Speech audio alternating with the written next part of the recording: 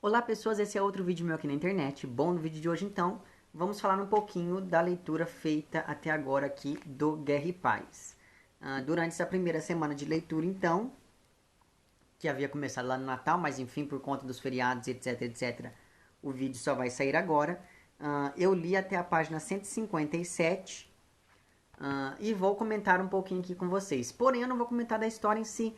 Eu achei muito mais interessante fazer uma lista com os personagens e falando um pouquinho do papel que eles desempenham dentro da ação, que eu acho que isso vai ajudar a situar tanto vocês melhor na história, quanto eu mesmo, porque aí qualquer coisa, se eu tiver alguma dúvida, eu volto aqui nas minhas anotações e revejo, porque eu acho que vai ficar mais fácil. Então esse vídeo vai ser tipo aquela parte 1 do vídeo que eu fiz lá sobre os demônios do Dostoiévski. Enfim, o que se pode observar aqui, uma coisa interessante aqui, nessa edição que eu tenho aqui, que é pela Kozak Naif, há uma introdução muito interessante que situa bem o leitor dentro do contexto histórico, é pelo próprio Rubens Figueiredo, que assina também a tradução do livro. Enfim, vamos direto então aos personagens. Uma coisa interessante que eu percebo é que aqui dentro desta primeira parte de leitura que a gente tem até o momento, são introduzidos basicamente dois núcleos familiares diferentes, ao torno dos quais circulam alguns outros personagens que até o momento não têm uma importância muito grande. Então, esses dois núcleos estão situados na capital russa da época, que era São Petersburgo, e na então cidade provinciana, que era Moscou. Enfim, então, uma coisa em comum que a gente observa para esses dois núcleos familiares é que ambos fazem parte da aristocracia russa, porém, essa aristocracia aqui, em meados do início, meados não, né? No início do século XIX, já estava ali passando por uma certa decadência. Uma coisa interessante que a gente observa também logo no início do livro é a presença dos chamados francesismos, né? O livro ele já começa, não sei se vai dar para vocês verem aí, mas ele já começa aqui com uma fala inteiramente em francês. E assim, a gente pensa às vezes que isso é um costume de fora, mas não.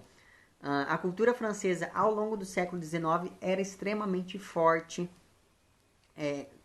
dentro da cultura ocidental e resvalou um pouquinho lá na Rússia. Sobretudo por conta da questão da Revolução Francesa, mas principalmente porque a Rússia foi ali um dos berços do iluminismo e etc. Enfim, então você falar francês nessa época era sinal de que você estava muito instruído. Por exemplo, aqui no Brasil, ao longo do século XIX, se não me engano, um jornal carioca chamado Correio Mercantil, todas as colunas, o jornal todos os domingos ele era publicado inteiramente em francês. Então você perceba que a influência da cultura francesa era uma coisa interessante, tanto fora do Brasil, quanto aqui. Eu resolvi fazer esse paralelo aqui, só para vocês não pensarem que era um modismo aqui, só lá dos nossos amigos russos. Mas enfim, o primeiro núcleo, então, que vai ser apresentado para gente, que é marcado por essa questão toda da decadência da aristocracia, ou da burguesia, enfim, é justamente o núcleo familiar de São Petersburgo. Então, a primeira personagem com que a gente entra em contato é a senhora Anna Pavlovna. A Anna, então, ela vai ali ser aquele tipo de gente que, apesar, ela vai ser uma pobre soberba, digamos assim, apesar de que ela não era pobre. Mas assim, ela faz tudo para manter as aparências. Então, apesar do declínio financeiro que a família vem apresentando, ela, por conta das influências que ela tem, por exemplo, ela era uma das favoritas da imperatriz da época.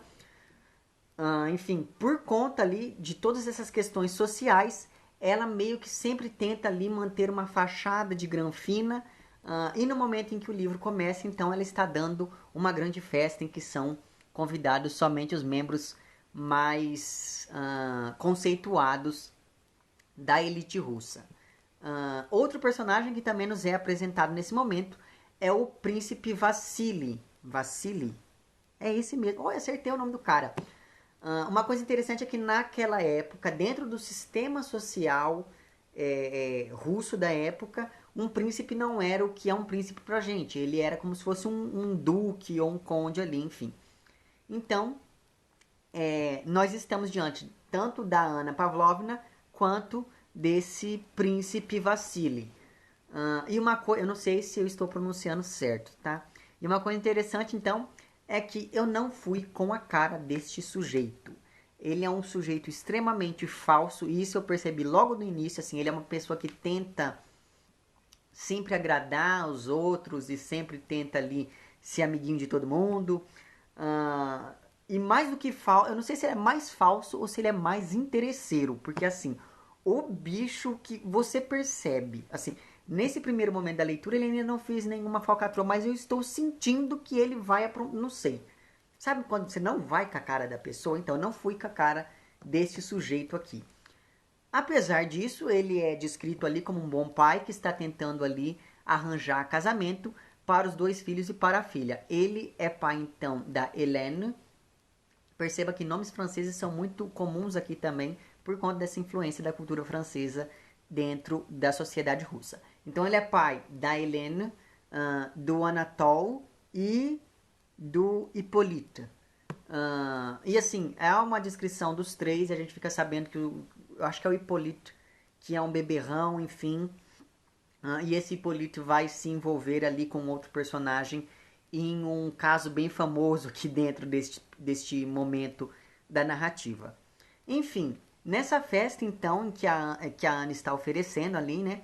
Além do próprio príncipe Vassili e dos três filhos, vai também uma outra princesa muito bonita, ou pelo menos ela é descrita como uma pessoa muito bonita, apesar de que peronomútil, mas enfim, que é a Lisa Bolkovskaya. Eu não sei se é assim que se... Bolkovskaya, eu acho que é assim que se pronuncia. Enfim, a Lisa, então, está grávida do seu primeiro filho. Ela é casada com o Andrei Bolkowski, que me lembrou aquele escritor Bukowski, mas enfim. Ela está casada, então, com o Bolkowski. Está grávida do primeiro filho. E a gente percebe que um dos maiores dramas familiares ali entre ela e o marido é justamente que o marido não a ama mais e não faz a menor questão de esconder isso. Por conta disso, o príncipe Andrei, que é outra pessoa que está ali dentro dessa festa, não vê a hora de ir para a guerra. Ele está indo, então, para a guerra da Terceira Coalizão contra lá o Napoleão. Eu não esqueci de falar que a Rússia estava em guerra contra o Napoleão nessa época. Enfim, o fato então é que ele está extremamente tentado a ir para a guerra justamente para poder deixar ali a mulher de escanteio, uma vez que ele não sente mais nada por ela. E além disso, ele vê nessa oportunidade dele ir para a guerra um meio também de deixar um pouco para trás essa sociedade petersburguense. Eu não sei se é assim que se fala. A sociedade de São Petersburgo, porque ele meio que vê que é uma sociedade extremamente hipócrita e movida só ali por interesses e coisas do tipo. Enfim, e o último personagem importante dentro da obra aqui, pelo menos nesse momento, que está presente ali naquela festa, é o senhor Pierre Bezukhov. O Pierre, ou Piotr em russo, ele está então, ele é filho ilegítimo de um conde, do conde Bezukhov, que está ali morrendo, enfim. E assim, gente, esse é o personagem mais engraçado até o momento, porque ele é extremamente gordo e extremamente alto. Ele não é engraçado porque ele é gordo, mas calma. Ele é extremamente gordo, extremamente grande, extremamente alto, enfim. E por conta disso ele é meio desengonçado.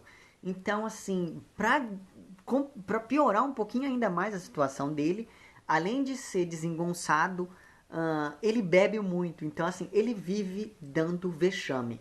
Ele é descrito como uma pessoa extremamente boa, mas apesar disso as pessoas meio que evitam ele justamente por causa dos vexames que ele deu.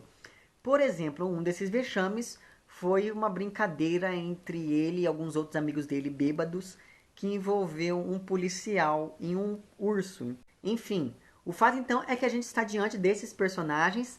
Dentre esse conjunto, o que se destaca realmente é o Pierre, por conta dessa irreverência dele.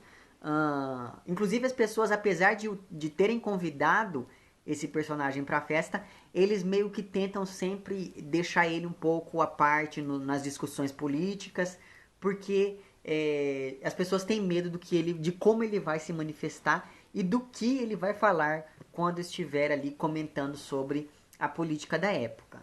E assim, é muito interessante a gente ver também as discussões políticas que acontecem aqui. Então, é interessante você ver como uma parcela da sociedade apoiava Napoleão, enquanto outra parcela da sociedade condenava ele. E eles sempre vão apresentando ali uma centena de argumentos, enfim. O que é bem interessante de observar aqui. Mas o Tolstói faz isso de uma maneira, ainda assim, bem leve, de um modo que o texto flui, que é uma beleza, você não percebe que você está lendo, sei lá, 100 páginas e está gostando do mesmo jeito. Por outro lado, nós somos apresentados também aqui para o núcleo de Moscou, formado ali pela família Rostov. E essa família Rostov é formada basicamente pelo pai, pela mãe e por 3 filhos. Se não me engano, é 3 filhos. Enfim, a filha mais velha, não, a filha mais nova é a Natasha Rostov, que ela é apaixonada pelo próprio primo. E esse primo se chama Boris, e o Boris é ali um oficial do exército que está prestes ali a ir à guerra. E o Boris vai, como diz, ele vai acabar ali então envolvendo na guerra também, levando para a guerra também o Nikolai Rostov, que é o filho mais velho e que é apaixonado pela própria prima, que se chama Sônia. Então você perceba que naquela época as relações familiares eram um tanto diferentes quanto de hoje em dia, enfim.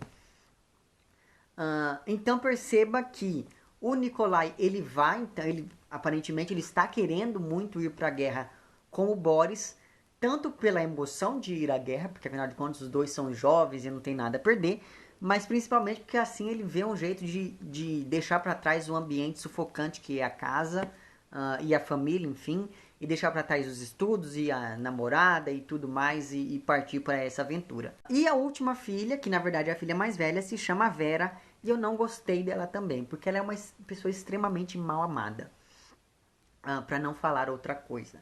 Enfim, então ela é intrometida até não poder mais. Ela é aquela pessoa fofoqueira, birrenta, chata, arrogante. Mas apesar disso, ela tem um noivo que é o Berg. Ele é um oficial do exército alemão, enfim. E os dois ali são meio que noivos. Só que ainda assim ela sempre arranja um tempo para incomodar as outras pessoas. E finalmente nós temos o conde Ilia Rostov e a condessa Natalia Rostova. Inclusive Ilia é um nome que eu acho maravilhoso. Mas enfim, e eles dois também vão representar ali uma burguesia em decadência, só que dessa vez na cidade de Moscou. Enfim, gente, e a gente vai acompanhando ali. Esse primeiro momento da leitura foi mais mesmo assim, aparentemente, para introduzir esses personagens e mostrar e delinear mais ou menos algumas características psicológicas deles. É um livro extremamente rápido de ser lido, pelo que eu estou percebendo. Não é um livro difícil. As notas de rodapé são de extrema importância para o andamento da leitura, então eu sugiro que você insista nelas. Enfim, era mais ou menos isso. Então, se você gostou do vídeo, não esqueça de curtir e de compartilhar. Caso não tenha gostado, não esqueça de dizer lá embaixo para quem não gostou. Se você está inscrito no meu canal, muito obrigado pela sua inscrição. E caso não esteja inscrito, se inscreva também lá embaixo. É isso então, um abraço para vocês todos e até o próximo vídeo. Tchau!